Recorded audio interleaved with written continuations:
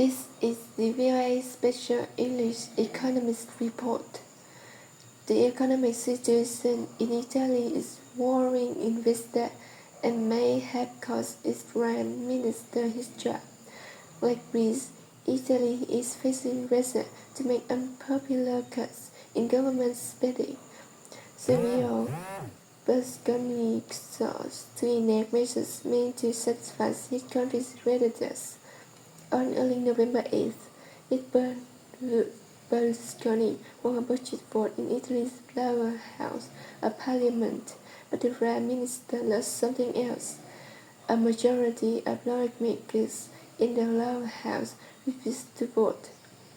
It appeared Mr. Berlusconi had lost their support. He announced that he would resign after Parliament passed budget-cutting measures. Italian government debt is about 120% the size of the country's economy. That's the second only to Greece in Europe. Greece, Ireland, and Portugal have all required rescue loans to help them pay creditors. But unlike those nations, Italy has the third largest economy using the euro, and it is among the 10 largest economies in the world. On November 7th, European finance ministers met in Brussels to discuss the deepening debt crisis among nations using the euro. European Union Economic and Monetary Affairs Commissioner Olli Rehn says Italy needed to enact reforms. It is essential now that Italy will stick to its fiscal targets, ensure implementation, and intensify the structural reforms that can boost growth and job creation. Italy recently raised an increase in borrowing costs that topped 7%.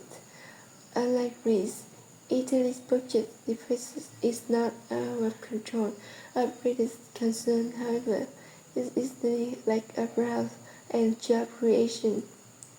Financial officials and market watchers are also concerned that Italy's debt problem may be too big to solve for the 17 nations using the euro. European leaders have yet to agree on the size and conditions of a rescue fund or land. In Brussels, Dutch Finance Minister Jan de Jager said the rescue fund needed to be bigger, but he said budget reform of euro nations was important too. We have to increase the capacity of the emergency fund. That's very important, but it's not the only thing.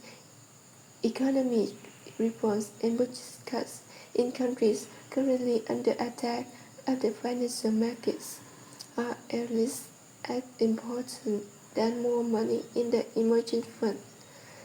For VOA Special English, I'm Alex Valeria.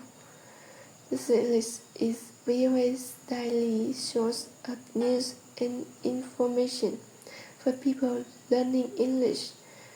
Go to voaspecialenglish.com for transcripts and MP3s of our story and for the last from our e-learning platform.